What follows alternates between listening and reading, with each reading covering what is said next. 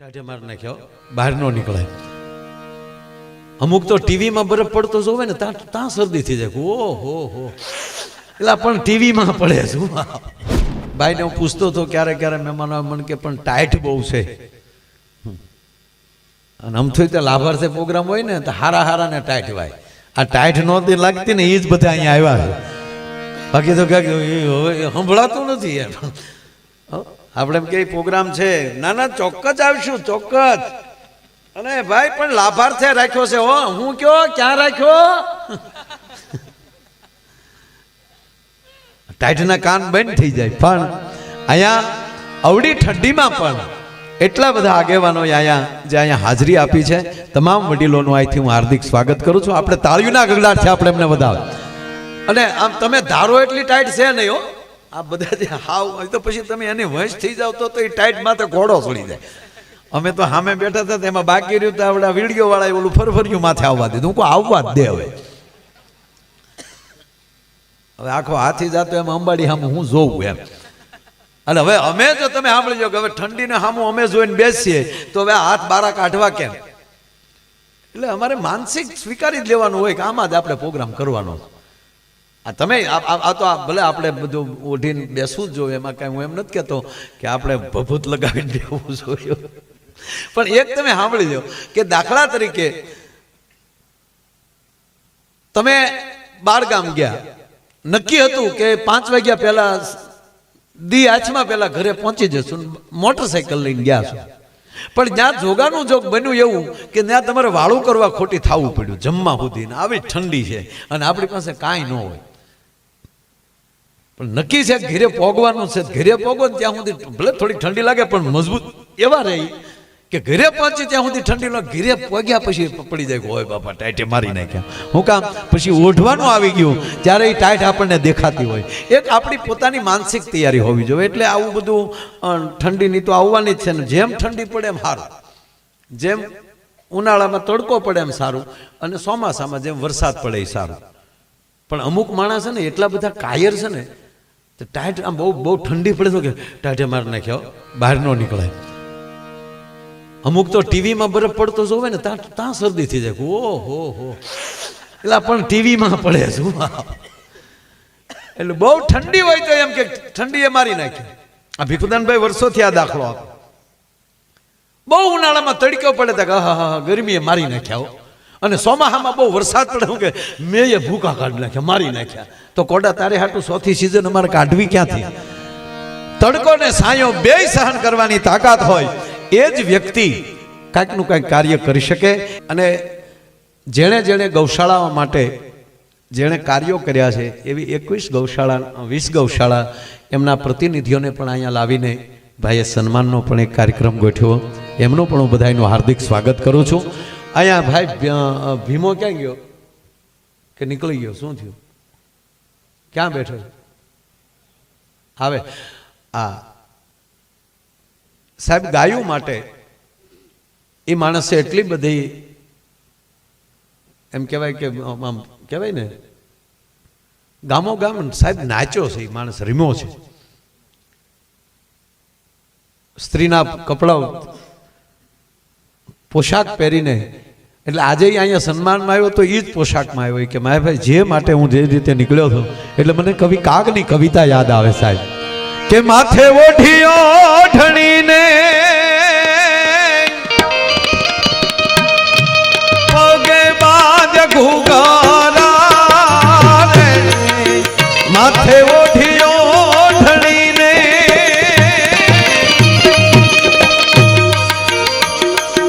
કેમ પરમાર ભાગ્યા? હે પરમાર હજી જવાનું નથી. માથે ઓઢિયો ઢળીને પગે બાજ ઘુઘરા રે,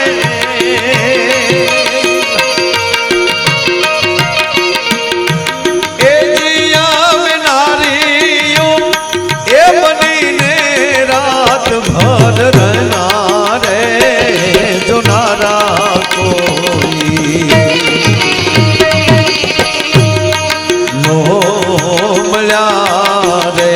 રે અમે નિસરણી એ બનીને દુનિયામાં ઊભા પણ ચડનારા કોઈ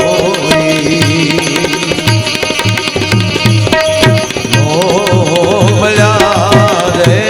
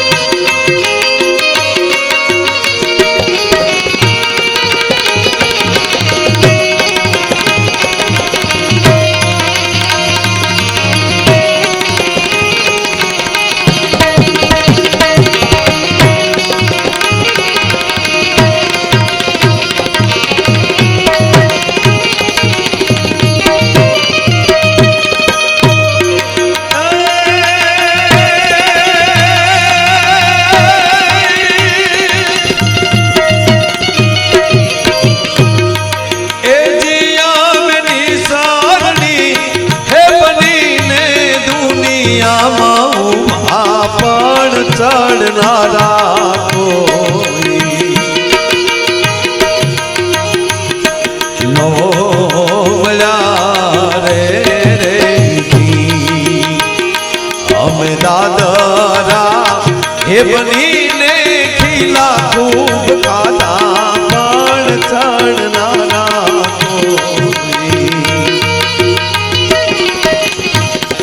નો મળ્યા અરે ચડનારા કોઈ નો મળ્યા રે અમે દાદરા બની ખીલા ખૂબ ખાધા ચડનારા કોઈ ના મળ્યા અને અમે નિસરણી બની દુનિયામાં ઊભા ચડનારા કોઈ ના મળ્યા. કાર્યક્રમની શુભ શરૂઆત જ દીપ પ્રાગટ્યથી ભગવાન મુરલીધર મહારાજને સામે દીવો પ્રગટાવી અને આપણા તમામના આદરણી સ્વર્ગસ્થ શબ્દ લગાડતા મન ન હાલે એવા જસુભાઈના પ્રતિમા સામે દીપનું પ્રાગટ્ય કર્યું છે. આ બધા મહાપુરુષો જે આ ગીત એ માટે લાગુ પડે કે એક સમાજને એક રાહ દેનારા કે આ રસ્તે ચાલશો તો વાંધો નહીં આવે.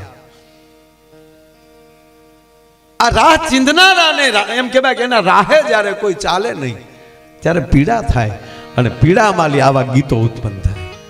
પણ અત્યારે સમય સારો છે ભગાભાઈ, દરેકને કાંઈક નું કાંઈક માર્ગદર્શન મળે છે અને એ રીતે સમાજ પણ એમાં એક સમાજ શબ્દ બોલું છે એમાં એક સમાજ નથી, સમાજ એટલે તમામ સમાજ 18 વર્ણ. નહીં ત્યારે ત્યાંની પરિસ્થિતિ કેવી છે ખબર? એક બેન માર્કેટમાં જતા હતા એને ડોકમાં એક જણો ચેન તોડીને ભાગ્યો. ડોકમાં ચેન પહેરેલો લોટકો પંડી પ્રમાણે ચેન તોડીને ભાગ્યો તો બેન કે લઈ જાની ખોટો છે. તા તો ઓલો પાછો ફર્યો આવીને ઘગલાવ્યા બેન ને કે આવા ખોટા પહેરી પહેરી નીકળો ને અમને તોડવો આલ્યો. ચેન નો ઘા કરી દીધો. બેન પહેરતા પહેરતા શું કે હાસો છે. બોલો હવે આ બૂસ મારવું નહીં જો છેતરાઈ જતા હોય આ સમાજ તમને કહું ને કે માણસ શું ન કરી શકે ધારે તો તમે સાંભળો. દુનિયાની મુઠ્ઠીમાં છે ધારે, પણ અમુકને ક્યાંય નીકળવું નથી. આ જો તો તમે આમ ભાવથી રૂપિયા ઉડાડતો ને ગમે જગ્યાએ અમારા પ્રોગ્રામ હોય, પણ અમુક હાવ લોભી કાટ હોય ને એ આ કોક ઉડાડે ને એના એને તાવ આવે.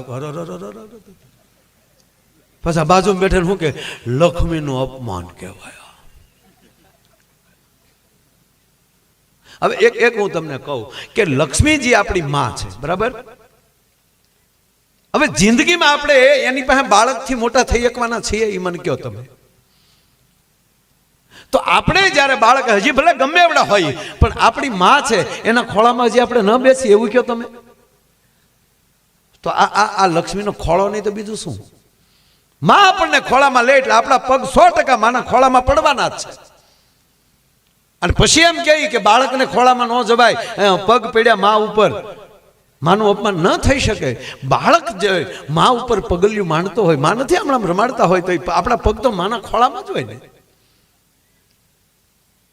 અને કોઈ પણ કલાકાર હોય સાહેબ, ભગાભાઈ, અને ત્રણે ત્રણ શક્તિ એમ કહેવાય કે એની ઉપર ખમકારા કરતી. જો આ લક્ષ્મીનો અમને ખોળો મળે છે, સરસ્વતી અમારી નાભીમાં બેઠી હોય છે, નહીતર ન્યાલી સ્વર ન નીકળી શકે.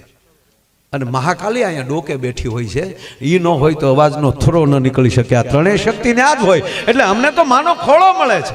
મા ઉપર પગ મુકાય પણ એ બાળક તરીકે, પણ અમુકને કઈ દેવું જ નથી ને એ આવી વાતો કરે, અપમાન કહેવાય. ત્યાં કેટલાક એમણામ દીધા શેક, ઈ તો કે હા ઈ કોણ કહીએ કે ડાયરેક્ટ ચેકના. હા, ઘણા એવા મિત્રો છે, એને હું પ્રણામ કરું છું કે એ રૂપિયા નથી ઘોર કરી શકતા, કે ના મારે અમે તમે કયો એટલા બંડલ તમે કયો એ લખી દઈએ. એની એ માનસિકતા, એને પ્રણામ કરું છું ને હોવું જોઈએ એવી રીતે. આ રીતે ન એને ફાવતું હોય તો આ તો પણ કાંઈ દેતા નથી, અને ભૂલથી આટો મારતા મારતા વાતો કરતા કરતા ખિસ્સામાં નાખતા જાય.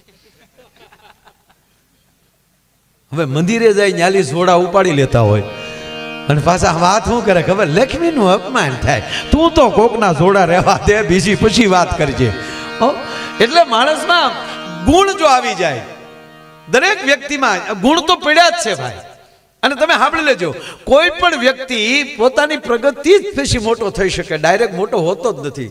એક સાહેબે છોકરાઓને પ્રશ્ન કર્યો, આમ તો બહારથી શિક્ષક આવેલા ઇન્સ્પેક્શન માટે, એટલે આચાર્યએ 2-3 મુદ્દા ગોખાવી દીધેલા સાહેબોએ, અને એમાં બહારથી સાહેબ આવ્યા અને છોકરાઓને પ્રશ્ન કર્યો કે પોરબંદરના, આપણા ગુજરાતના પોરબંદરમાં કયા મહાન હસ્તીનો જન્મ થયો?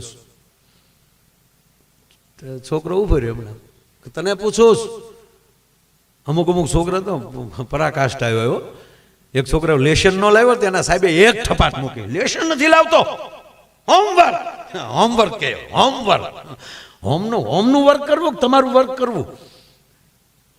એટલે છોકરાએ ઠપાટ ખાધી ને, ઠપાટ ખાઈને સાહેબને કીધું, સાહેબ બસ હો, કા નહીં તલવાનો, અમારી થોડીક ઇમેજ હોય, ફત દિન માલી લ્યો તો તે. અરે કે પણ લેશન નથી લાવ્યો, કે પછી તમારે મને પૂછવું જોઈએ. એવું થોડું છે કે નોટબુકમાં લાવ્યો હોવ તો જ સાચું કહેવાય. હું નથી નોટબુકમાં લાવ્યો. તમે મને હોમવર્ક શું આપ્યું હતું? તાકે હોમવર્ક તને એ આપ્યું હતું કે ભૂતકાળ, વર્તમાન અને ભવિષ્યકાળ શું કહેવાય લખીને લાવો. તો તમારે પૂછી લેવું જોઈએ ને, મને યાદ છે મોઢે, લખવું થોડું જરૂરી છે. તો બોલ ભૂતકાળ એટલે શું? તાકે લેશન નથી લાવ્યો એને ભૂતકાળ કહેવાય. વર્તમાન શું? તમે ઠપાટ મારી નહીં, વર્તમાન કહેવાય. ભૂતકાળ, ભવિષ્યકાળ, ભવિષ્યમાં તમારી ગાડીને હવા નહીં હોય, ભવિષ્યકાળ કહેવાય. નીકળી જાય બજારે સાહેબ. હા સાહેબ રાજીનામું દીને વયા ગયો સીધા ભગાભાઈ પાસે, બાપા મારી ગમે ત્યાં બદલી કરાવો, એ ગામમાં હવે સવાય. એટલે જીવન પોરહીલું હોવું જોઈએ, આનંદમય હોવું જોઈએ. અમારે તો અવારનવાર ગૌશાળાના પ્રોગ્રામ હોય ને, મને હમણાં ખૂટિયાએ ધક મારી, બોલો ખૂટિયાએ હિંગડે લીધો. અરે મેં કીધું મારીમાં, એ ભાઈ એ હાંડળેશ મારીમાં મારા. મને કે એકલા ગાયુનાથ લાભાર્થે પ્રોગ્રામ કરો છો, અમારી શું તમને તકલીફ છે? પછી મેં જાહેરાતો કરી કે બાપા નંદી ગૌશાળાઓ બનાવો, નંદી શાળાઓ બનાવો. હા હવે નથી મને ખૂટિયા મારતા, બોલો ખૂટિયા હામાં મળે એમ કે માયાભાઈ સારા છે. પણ જીવનમાં ગુણ જરૂરી. અને મારો તો વિષય છે સાહેબ, તમે જેટલા હસો ને એટલી મને મજા આવે. દાંત કાઢો. હમણાં ચૂંટણી ગઈ કે નહીં, એક જણો સાહેબ મત દેવા ગયો, એ મત દેવા ગયો, એનો ઓલો ટપકું થઈ ગયું. ક્યાં છે ટપકું કરે? ડાબા છે ને, ડાબા છે કરે જમણા છે? ગયો તો મત દેવા, ઠીક. હું તો હું વારાખડે ભૂહી નાખતો હોય એટલે ખબર ન હોય, કારણ કે આપણે એક મત તો દેવાનો હોય નહીં. હજી સારું એ તો ભૂલાતું જ નતો ભગાભાઈ, ગમે આપણા એક મત દિન મને એમ થાય કરો આપણે કઈ કર્યું જ નથી. નાનપણના નેહર્યા ને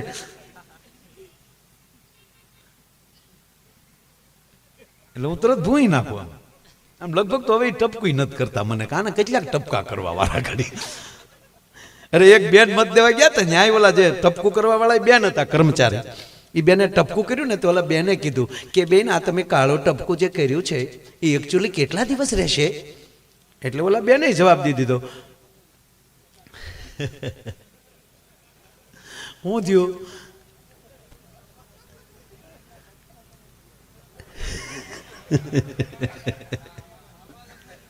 ના ના, સવાલ જ નથી. શીખો, તમે શીખો. હકીકત કોઈ કે નહીં, ગમે માલી આ કેમ જતો એમાં શીખી જવાનું. માયાભાઈ આવડા મોટા કલાકાર કેમ જતો એને શીખી જવાનું કે આમ પેટી વગાડો એટલે શીખ હાલે. પછી હું આવું ને મારું માયક બગડ, હું પછી હું સમાજમાં ન આવું ને એમ કહું મારી વખતે માયક બગડ્યું હતું. નહીં, માયકની જરૂર નથી. બોલો એટલું સાંભળો કે નહીં તમે બધા? તો યાર તૈયારી બે રાખવાની કે ના જાય તો લાઈટે વહી જાય પણ આપણો પ્રોગ્રામ હાલવો જોવે. કેડે જાય એટલે આપણે જેક ચડાવતા આવડવું જોવે. એમ નો મને એક નવી ગાડી છે ને 500 ન પડે, ગામે ખીલાઈ રાખ્યા હોય. બધી તૈયારી આપણે જ રાખવાની છે સાહેબ, બધું આપણે જ કરવાનું. આરું દુનિયા ભગવાન ખરેખર ભાઈ આ સમય એવો છે, આરું એવું છે ને, એવું છે ને, હાવ એવું જન્મે આપણે લેવાનું, ગળહુંદી આપણે જ પીવાની, ભણવા આપણે જ જવાનું, ભણવા આપણે જ જવાનું, પાછા છોકરાને આપણે જ ભણાવવાના. હજ તો ઈ કહેવાય મરી આપણે જ જવાનું. એ તો બોલીએ ત્યાં સુધી પબ્લિક તાળી પાડે, ક્યાં વાત હે, ક્યાં વાત હે. આપણે મરી જાય કે આંદોલન ન થાય કે હવે પ્રોગ્રામ ડાયરા બને. શું એકને સાંભળવા મીઠો ભાઈ હતો હારો, આમ હારો હતો. ખરેખર અમારે બનેલું છે. ગાતા ગાતા બેફાન થઈ ગયા હોય ને તો એમ ન કે આ ફલાણો કલાકારને આવું નહીં ભાઈ એને એક લઈ જાઓ બીજાને રજૂ કરો, પબ્લિક વયું જાય લે એલા ઓલો ટીપુ મારીને ગોટો વળી ગયો. હા, 5મી કાળીએ જતો તો હામાં થાય એ કરતો એવું ગયો સાહેબ. ના, બધું આપણે કરવાનું છે. મૂળ વાત ઓલું ટપકું કર્યું ને તે બેને પૂછ્યું કે કેટલા દિવસ કાળું રહે છે? એ કે બેન 2 મહિના તો ખરું. એમ 2 મહિના નહીં જાય કે નહીં? તા તો એને અંબોડો ઉઘાડીને વાળ કાઢ્યા. તો વાળ જ રંગી નાખો ને અમારે તો 10 દિવસે પોતા મારવા પડે. બોલા કે બેન અમે ઈયા તો વાળ રંગાવા ન થાય ભાઈ. બોલો પણ ઓલો બપોરનો કામ તમને કહું, બપોરનો ધન તપી ગયેલો મત દેવા પગ્યો. ટપકું થઈ ગયું, સ્લીપ ફાટી ગઈ, સાઈન થઈ ગઈ, અંગૂઠો મારી દીધો એને, અને ઈવીએમ સુધી પહોંચી ગયો. ઈવીએમ ત્યાં પહોંચી ગયો પણ કોઈ રીતે બટન ન દબે. માણસોની લાઈન હો. એટલે કર્મચારીઓ કીધું એ ભાઈ મત દે. એ ખોટો અવાજ નહીં હો, અવાજ નહીં ખોટો. એ થતું હોય એમ થાય, ફેરવા નહીં એમ ફરે નહીં, થતું હોય એમ થાય. ફઈબાને મૂછું ઉગી જાય તો કઈ કાકા નો કહેવાય. એટલે એ કે ભાઈ તું હકનો રે, તું મત દે યાર. એ કે ભાઈ ગુજરાતનો સવાલ છે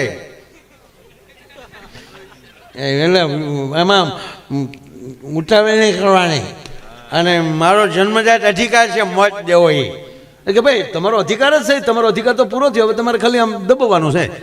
એ કે નહીં જોવું જોવે. અરે પણ ગાંડા તારી પાસે લાઈન છે માણસોની, તા તો ઊભો હું કે હમ જहाँ ખડે રહેતે વહાં સે લાઈન શરૂ હોતી હૈ. ઓલા કે તારું બાપ ફિલ્મમાં સારું લાગે, અત્યારે તું દે, તું મત દે. કે મને યાદ કરવા જો શું ગઈ રાતે કઈ પાર્ટી વાળા પાઈ ગયા હતા. ઓહો હો. માણસમાં ગુણની જરૂર છે. એટલે બહુ એક સરસ મજાનું ગીત યાદ આવ્યું મારા તમને. જો ટાઈટના દાંત જ કટાવવા છે યાર, ભલે મોઢામાં ધવાડા નીકળતા. ખરેખર છોકરામાં ગુણની જ જરૂર છે ને. એક જગ્યાએ હમણાં ધુવાડા નીકળતા હતા ને એમાં લઈ એનું આખું ઘર હળગ્યું. એટલે ઓલો છોકરો હતો ને એ બહુ ભણેલો હતો, એટલે મકાન હળગી ગયું. એટલે પપ્પાએ કીધું બેટા તને ખબર નહોતી? એ કે ધુવા નીકળતા હતા ને પપ્પા, એ મને ખબર હતી. ધુવા નીકળતા ખોબો ધૂળ નાખી ગયો ને તોય ઓલાઈ જાય. પાણી ન હોય, ખોબો ધૂળ નાખો તોય. આ એક ખોબો ધૂળ ન નાખે એમાં આખું ઘર હળગ્યું. ઓકે પપ્પા હવે નહીં ભૂલ કરું. આવો શાળો હતો ને, બાપ દીકરો બે તાપતા હતા, અને એમાં શાળામાં મોઢામાં ધવાડો નીકળે ને, ઘણી વાર ધુવાડા નીકળે. એના બાપના મોઢામાં ધવાડે તા તો છોકરે ઓરી દીધી હતા. એટલે ગમે એ ધવાડા ન હાલે. એટલે આપણે ગુણની જરૂર છે. એટલે ગુણ કેવા હોય કે સાંભળ સૈયાર ગાજ એ રસિક દિલની એ વાત જો સાંભળ સૈયાર.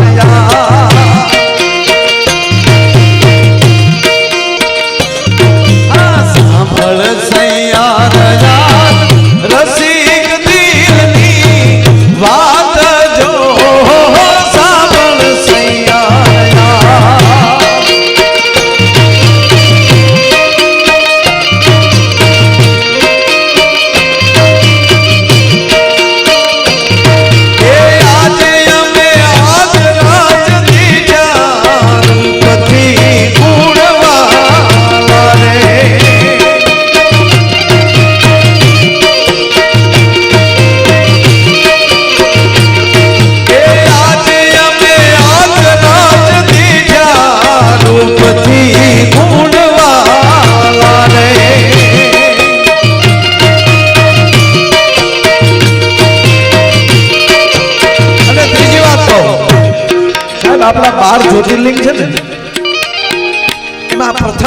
સોમનાથ. સાહેબ દરેક જ્યોતિર્લિંગની અલગ અલગ ઉપાસના છે. તમારે રૂપ જોતું હોય, ગુણ જોતા હોય અને તમારા શરીરની શાંતિ, તમારી પંડની પીડા અમારી મુક્ત થવું હોય, એના માટે ઉત્તમ ભગવાન સોમણીયો નાથ છે સાહેબ. તમારા વંશ વેલા માટે ઉત્તમ કોઈ હોય તો એ ભગવાન સોમણીયો નાથ છે. અને એમાંય હવે તો માં પાર્વતીનું પણ મંદિર બનવા જઈ રહ્યું છે અને સોમનાથ ટ્રસ્ટે રામજી મંદિર પણ એવું બનાવ્યું. અને આગામી કાર્યક્રમ તો એવો છે ભગાભાઈ કે દેહોત્સર્ગ જ્યાં ભગવાન કૃષ્ણએ તરવેણીના ઘાટ ઉપરથી જે વિદાય લીધી, ત્યાં પણ એક નારાયણનું અદ્ભુત મંદિર બનવા જઈ રહ્યું છે. અને બીજું આ ટ્રસ્ટે જે કામ શરૂ કર્યું છે એનો હું સાક્ષી છું. ધજા નિજ મંદિરમાં બેસાડીને તમને ધજાની પૂજા કરાવવામાં આવે છે ધજા ચડાવતી વખતે. અને એમાંય ધજા ન ચડાવે કહેવાય ભગવાનનો અભિષેક એની પૂજા કરવી હોય તો પૂજા પણ નિજ મંદિરમાં બેસાડીને આપણા પવિત્ર બ્રાહ્મણોના હસ્તે પરિવાર સાથે બેસીને પૂજા કરવી હોય તો એ પણ એણે વ્યવસ્થા કરી છે. એટલે એકવાર સોમનાથ ટ્રસ્ટ માટે તાળીઓનો ગગડાટ થઈ જાય. પેલા માણસ બહુ સારી વ્યવસ્થા કરી છે એટલે મને ગમે છે. પણ તમારો ગુણ જોતા હોય, રૂપ જોતું હોય. ચંદ્રને પીડા હતી, ચંદ્રને ક્ષય રોગ હતો દક્ષના શ્રાપથી. સાહેબ મને કહેવાય ગયો સોમૈયો નાથ પ્રગટ્યો ન હોત ને તો ચંદ્ર વંશની ઉત્પત્તિ જ ન હોત ભલા માણસ. હા